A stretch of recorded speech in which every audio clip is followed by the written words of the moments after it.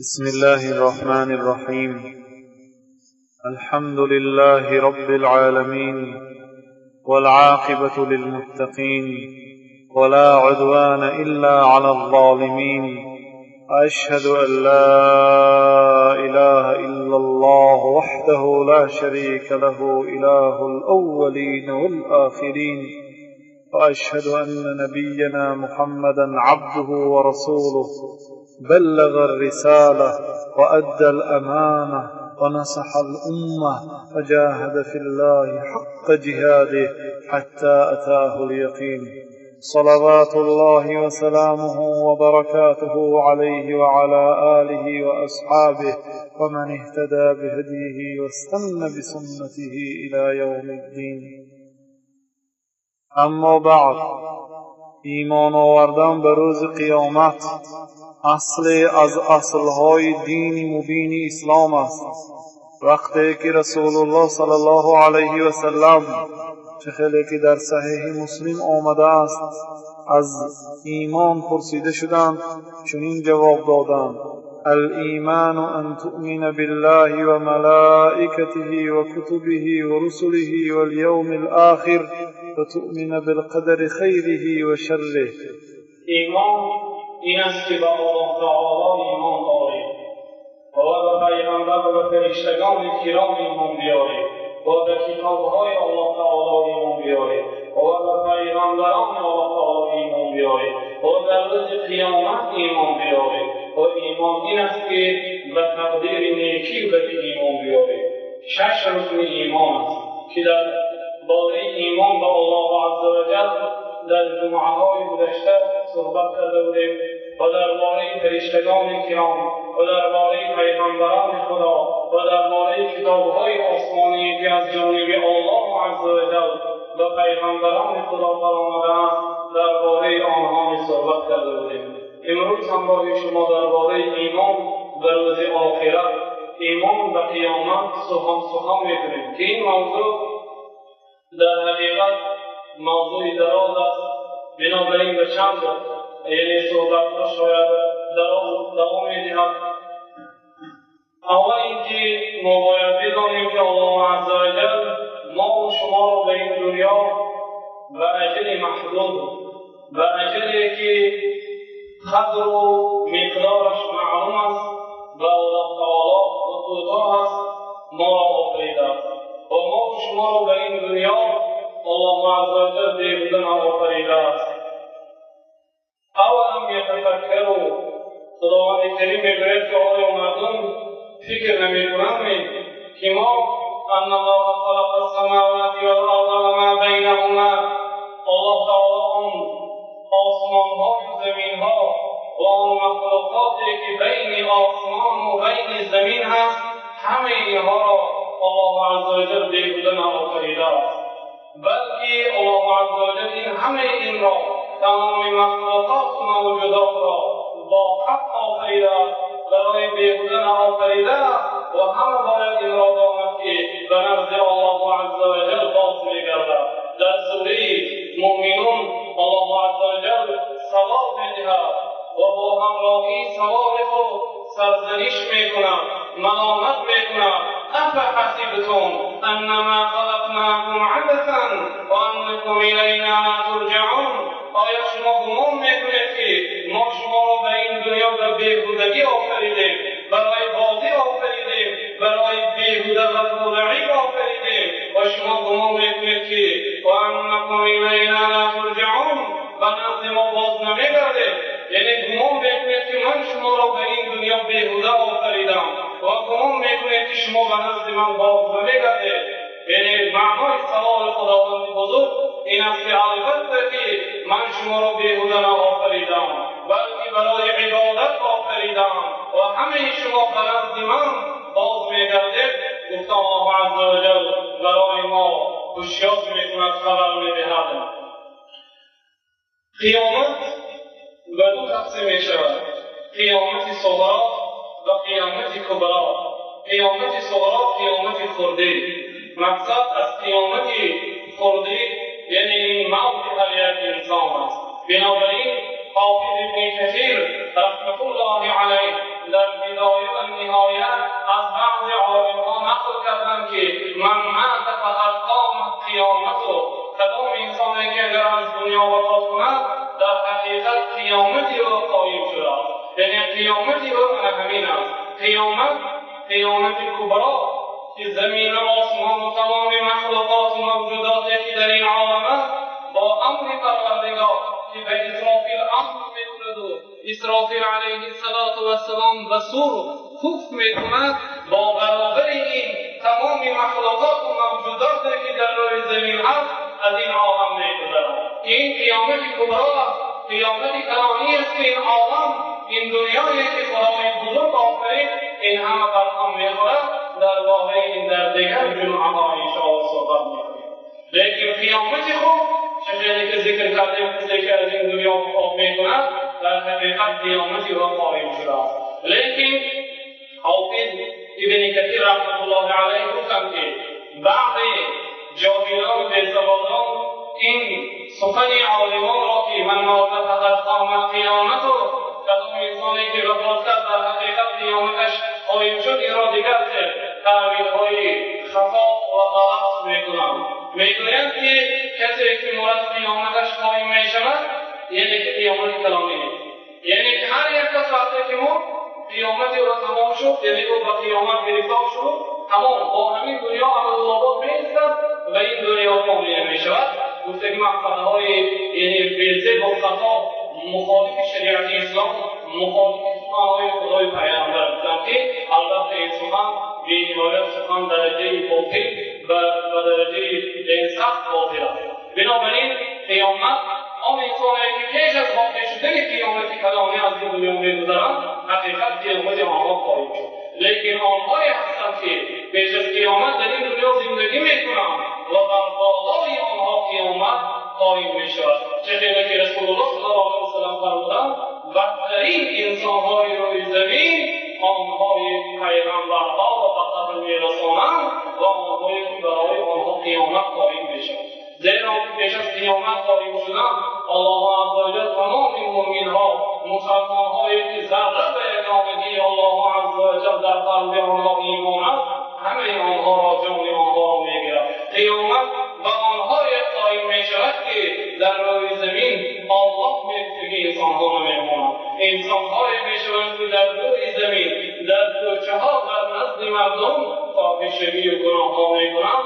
قیامت برای آنها در روز جمعه قایم می‌شود. اما قیامتی که هر یک انسان با برابری موتش برای او قایم می‌شود این قیامت خودی است و این را برزخ نیز می‌گویند که برزخ در لغت عرب الحاجز بین الشیئین، بین دو چیز وقتی که یک حاجز یک پرده می‌شود همان را برزخ می‌گویند. اما برزخ در اصطلاح شریعت چطوری که ابن قیم رحمة الله علیه می‌گویند که برزخ این حیاتی است بین دنیا و بین آخرت، بین آخرت و بین دنیا حیات دیگری است که برای برزخ نام‌دارد. و این چنین موت در لغت عرب چطوری که در کتاب لسان میزان و در کتاب لسان عرب ابن منظور رحمة الله علیه تعریف کرده می‌گویند که موت این سکون است. در لغت عرب موت سکون، بنابراین هر چیزی که ساکن شد آرام گرفت اینا می‌گویند که لغت در لغت عرب مات یعنی مرد، یعنی فوت شد مرد برای تو قایم شد.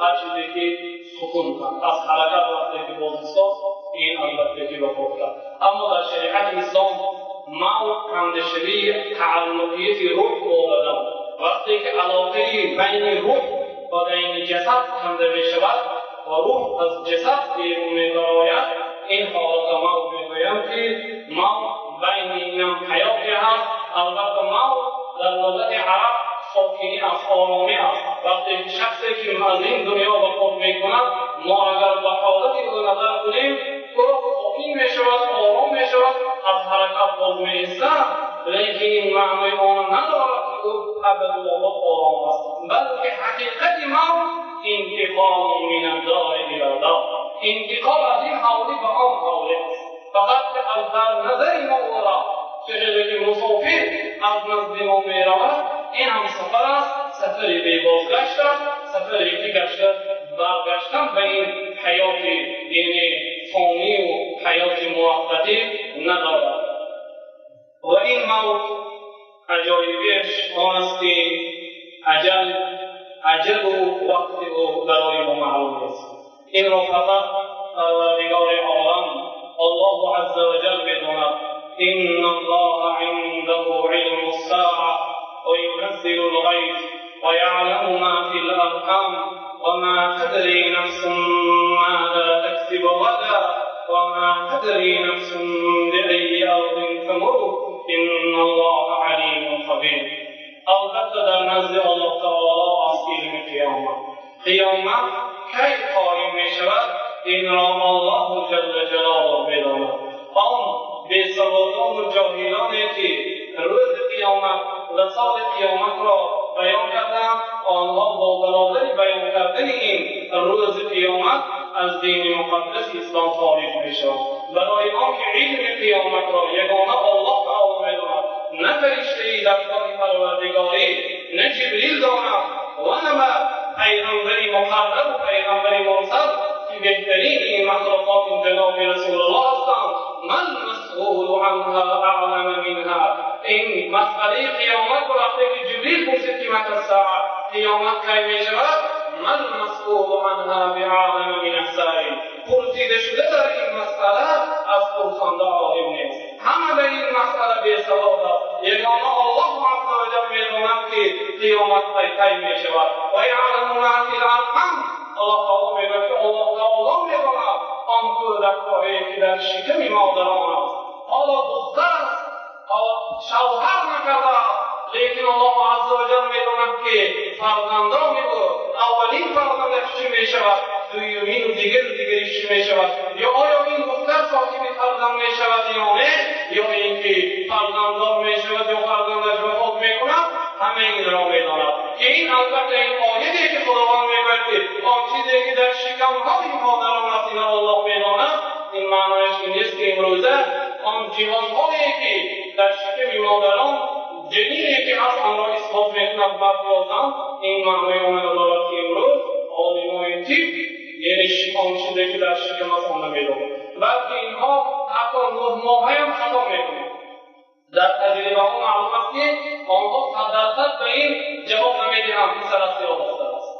حتی آنهایی که چندین مراتب این را کشف کردن یا نشان دادن خطا می‌دارند و اگر در حالت درست برآوردن هم نمی‌توانند کودکی که در شکم مادرش 5 روزه است یا 1 روزه است یا 1 ماه است آن را کشف کنند، مگر بعد 5 ماه و 6 ماهی که الله عز و جل الله بعد 4 ماه برای او جان می‌دهد، برای او حرکت می‌دهد، قدر حیات او معلوم است و اجل و عمل اجلش معلوم است. بعد این می‌فهمند و با احتمال خطایی می‌فهمند. الله عز و جل یگانه ذاتی که حقیقتی آن چیزی که در شکم مادران است آن را می‌داند و یعلم و الله عز و جل می‌داند کی باران می‌بارد. اگرچند که متخصصان معلوم می‌کنند که احتمال باران برآمدن از کلمه احتمال و احتمال آنها از علامت‌هایی که الله عز و جل به باران گذاشته است از علامت‌هایی را نشان می‌دهند که احتمالی به باران باریدن است، لیکن حقیقتی باریدن باران غیر الله عز و جل دیگر یگان مخلوقی نمی‌داند. و ما تدری نفس ماذا تکسب غدا.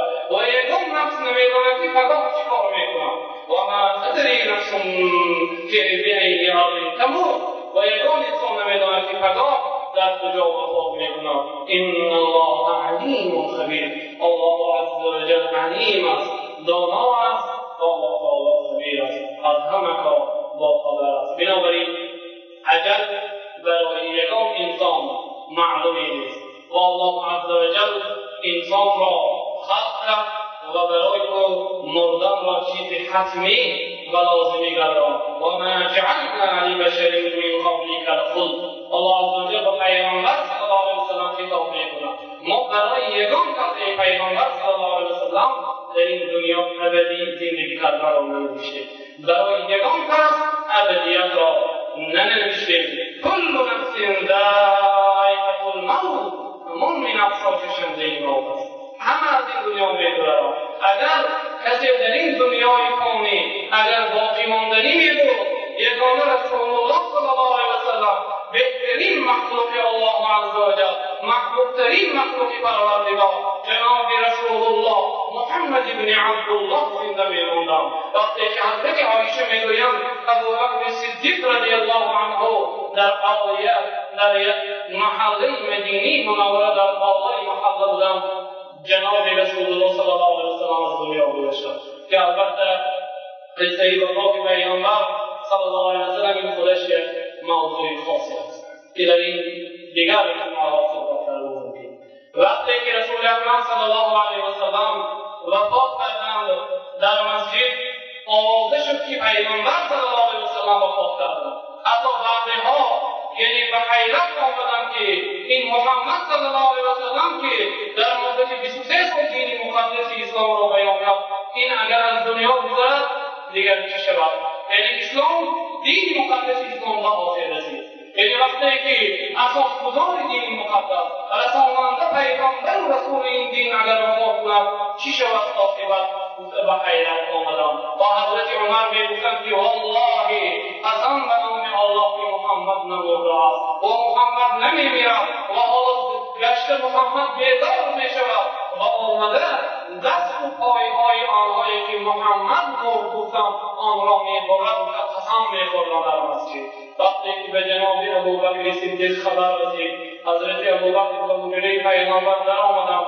برای آن خانه پیغمبر خانه دختری ابوبکر است. برای ابوبکر اجازت است که در آمدند. وقتی که دیدند که روح جناب رسول الله صلی الله علیه و سلم در آمده است، پیغمبر گرامی قدر را از پیش آمد و از دست و از قدمان مبارکشان بوسه کردند و گفتند که طبت حیا و میتا یا رسول الله، یا رسول الله شما در حیات خود و بعد ممات خود خوشبوی پاک هستید، به خلاف دیگر مرده‌ها که بعد از این دنیا وفات کردند بوی آنها و بدی تبدیل می‌یابد و آنها بی‌ضد می‌شوند. لیکن جناب رسول الله از ما این 14 روزه هم باز بعد وفات خوشروزه و زیباتر و از آن پس بوی مسک و از این هم افضل‌تر می‌آمد.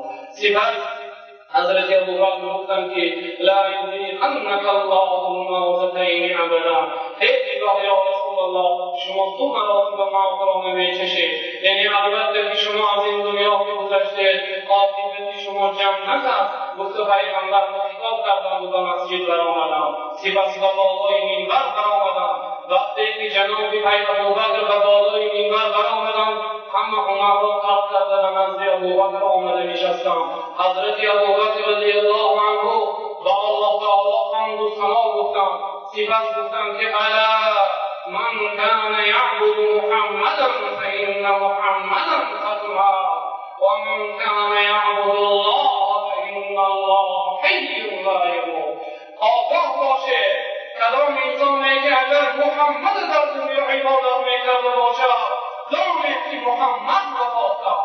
اگر کدام انسانهایی که در این دنیا برای پیر و استادان برای بزرگان خودشان شده نماز میخوانده باشند و دینداری میکرده باشند، برای خدا عبادت میکرده باشند یا به نام رسول الله و محمد رسول الله اگر عبادت میکرده باشند، دانید فان محمدا قد مات، محمد وفات کرد. و من کان یعبد الله، دانید کدام انسانی که اگر الله عبادت کرده باشد محمد عبادت کرده نباشد، یگانه الله تعالی عبادت کرده باشد، فان الله حی لا یموت، الله تعالی زنده است نمیمیرد. در بعضی روایات فان الله حی فی السماء، الله تعالی زنده است در آسمان ولا یموت و نمیمیرد.